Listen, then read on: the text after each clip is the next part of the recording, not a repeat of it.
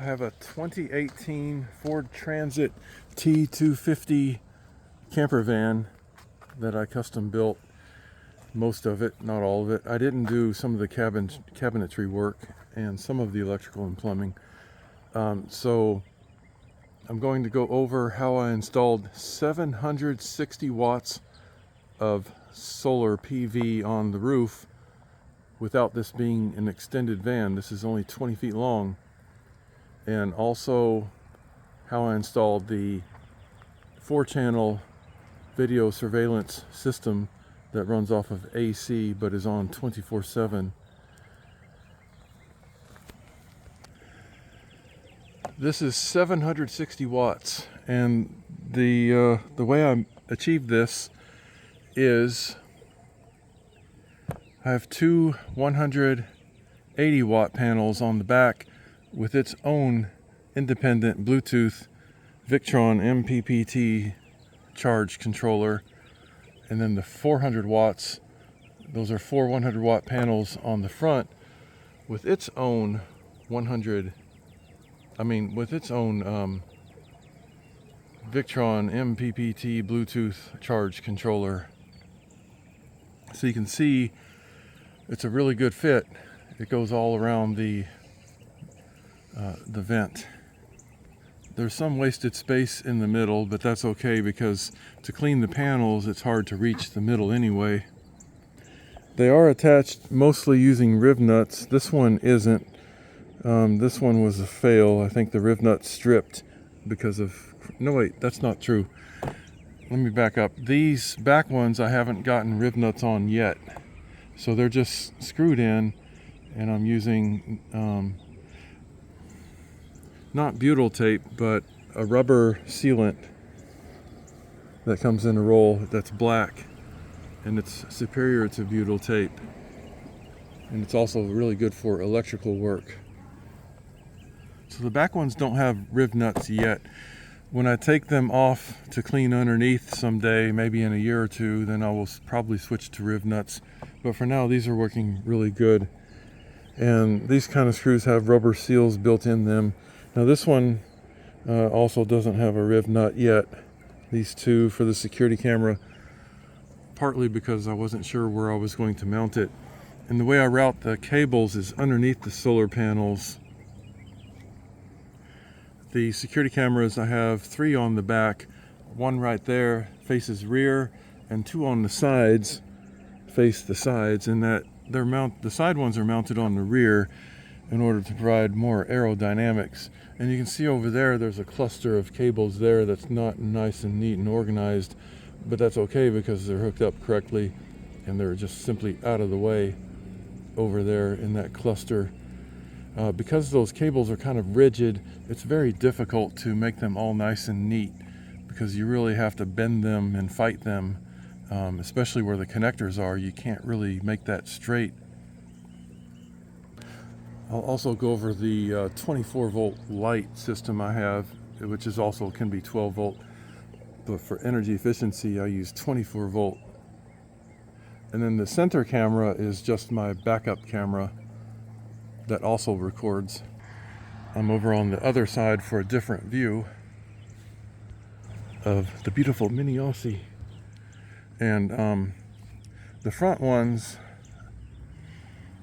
are the most delicate to deal with because you can't have the wind blowing under here to blow these off. So I may put another one here, another screw in there.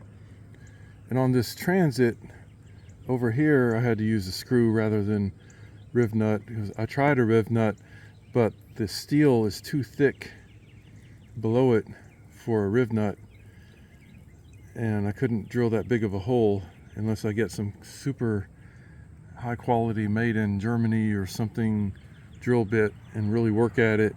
But for now I just have it screwed in there. But these are riv nuts here, and for this solar panel I had to use 6mm bolts. Was the biggest I could get through the tiny grommets they had on these solar panels. These are Top Solar. I'm not sure I recommend them. They're economical, they're not terribly expensive, but If you go to work on it on the top of the roof and you press your elbow, you can hear it crack a little bit. And I wrote the manufacturer and they didn't properly respond about that. This is a cellular boost antenna, as well as the WeBoost over there on the corner is the main electric boosted cell booster. Here is these all the cable inlets coming through here.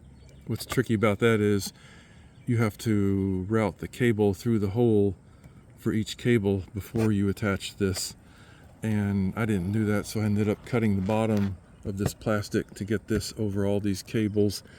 And then I used a different kind of a sealing method with a combination of this high quality sealant bead here, the rubber I was talking about earlier, and Eternabond tape. And you have to do that when it's dry. Currently this is wet. There's no way you can do all this when it's wet like this, so I was doing that under different conditions.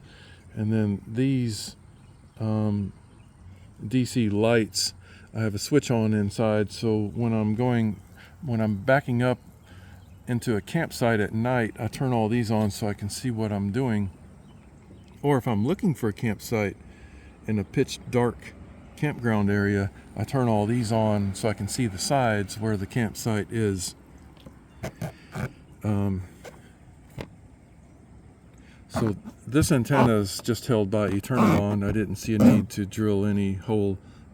And the reason why I didn't tape the panels on the roof is because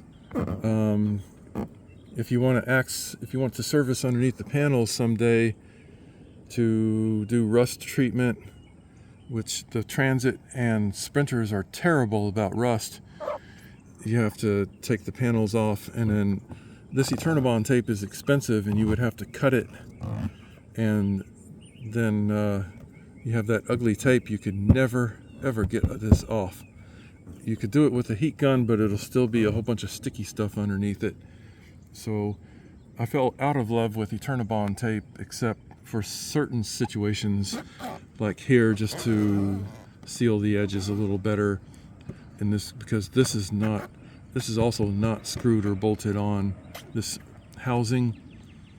I thought that would defeat the purpose to bolt it through the sheet metal in order to protect a hole from water getting in. Create more holes didn't make any sense. My Max fan is mounted pretty tightly with a I didn't use butyl tape under it. I used rubber seal instead. I don't know if that was a good or bad idea versus the self-leveling beaded caulk or whatever. There's different options you can use. I just used the foam rubber seal because I had it and didn't have any other use for it.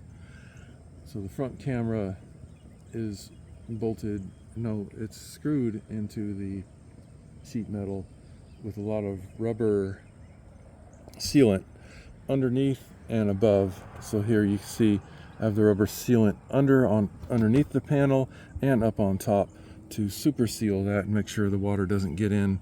If you ever switch to a different size panel using this method, you will lose most of these holes, and you'll simply on a dry day put a piece of Eternabond tape over the hole and it will be permanently sealed for the life of the vehicle, in my opinion, based on my experience. I did experiment with putting solar panels further on the front, so I could add another 100 panels up front, but the problem with that is it's more susceptible to hitting tree limbs, and the wind drag is really bad up front there. It's kind of bad here, but not nearly as bad. When you start going over that slope, the wind drag significantly increases and can really blow off the panel too easily. I didn't use a riv nut or screw on the very back on this one. I didn't see a need to, because that's the least likely place wind will blow from the back to front. But like I said, I think on the front one I need to probably put two more there and there because of that front wind draft can be severe. when you're using riv nuts, be careful not to cross thread when inserting your bolts. So it's difficult to do, but it's better if you can to hand tighten them first. It's going to be hard on your hands, so wear maybe light duty gloves and when you're turning that bolt, rather than using a drill, an electric drill or torque wrench. So it's pretty nice, neat, streamlined, except this one spot right here, which is the most out of the visual location. I could put another, see there's a plastic cover in the middle there to hide all the cables that's running through the middle. I could do the same thing here. I don't know if I'll bother with that because it looks kind of difficult for me to put a plastic cover on there because it's so high up. So on the outside it looks like a pretty clean install, except on the rear looks kind of jumbled up there. Now there are pros and cons of having a security camera system that's highly visible like these are. The disadvantages are it makes people wonder, well, gee, there must be something valuable in there. Let me break in and take it. And another disadvantage is people get paranoid and psyched out about it. They don't want to be recorded. The advantage is, as you can imagine, if there's ever an incident, whether it's positive or negative incident. So for example, for an example of a recent positive experience I've had that I'm posting on YouTube soon is that my front and side cameras caught a young woman pulled off the side of the road and moved a gopher tortoise to the side of the road to prevent the tortoise from being hit by a vehicle. So that's a good Samaritan act. And then an example of negative is police encounter where they're lying to me about something, accusing me of camping somewhere where I didn't. I've had that happen before, and I've gotten several police officers in some big trouble before with their lies. Also, it's a deterrent to keep people from breaking in more than it is for those who think, oh, there must be something valuable, let me break in. It's probably more of a deterrent than it is encouraging someone to break in, because they realize that this could be broadcasting to the cloud, and even if they steal the digital video recorder, they won't be able to erase their theft activity. Inside this camper van, there is the secret, publicly disclosed location of my video recorder. The reason I put it next to the air handler for the mini split is because this thing gets a little warm. Right now it's not warm at all. That's a really good location because it can breathe really good. Originally I had it up here in the corner and it was overheating back there in that pocket, getting way too hot, extremely hot back in there, out of sight, or even over here. So the closer you get to the front cab, the more likely it's going to be hotter back here. I mean, up front there and up there in the crevice. And the first location I tried to put it was there, and it was getting too hot inside a box. But I did mount I think there are 120 feet long cables. The excess, I kind of mounted it up high to keep them out of storage way, out of sight. And if I could do it again, I would just simply buy shorter cables for more energy efficiency. But these are power over Ethernet, which is also called the NVR. Those are much more expensive than the BNC cables, but it's worth paying extra for a vehicle because of the energy efficiency. And I did a voltage test on how much energy this uses, and it says something like 0.3 amps, 0.2 to 0.3 amps, running all 4 channels which is extremely good. Here's a 32-inch monitor that I can use to set up the programming. At the time of this video, or before this video, I had a HDMI going to the NVR that was located there, and then I could turn this on to show you the 4 channels.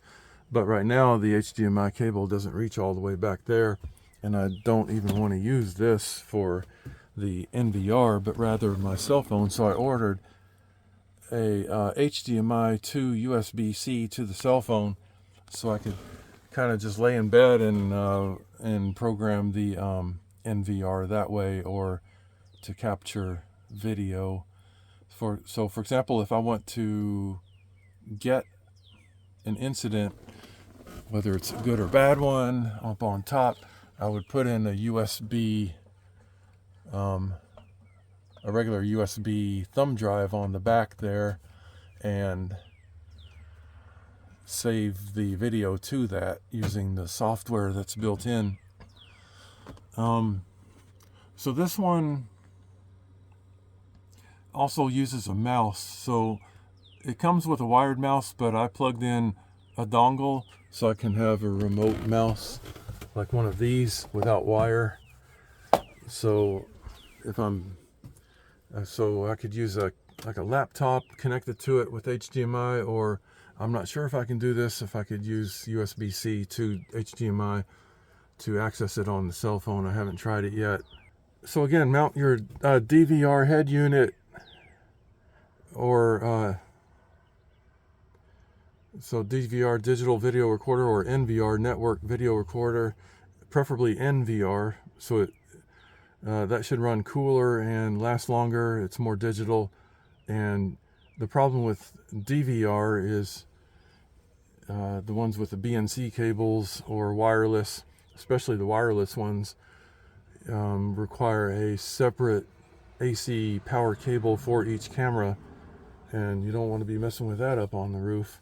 So that's why I went with NVR instead, and mount it somewhere where it has really excellent ventilation, preferably just wide open into the living space. So especially so if it gets hot in here, you can blow a fan on it too. In this case, the brand of NVR I chose is Defender, I bought from BJ's, but you can also get it on Amazon. They run about, for this 4-channel one, they run about $330. So in here, there's the 24-volt Tesla battery module and the Victron inverter charger on the very end. And here are the solar charge controllers. There's one of 2. This is one, and there's the other. That one there is powering 4 100-watt panels, so I may upgrade that to a larger one and use that one for solar charging my boat battery. So try to use Victron if you can. The only thing I don't like about most of the solar charge controllers is the input cable, what's that called? The inlet is undersized, and if you're using thick cables like I tend to do, then that can be a problem trying to fit that in there without having to cut off some wire strands. So that is my basic overview of Tidy. I look forward to your comments.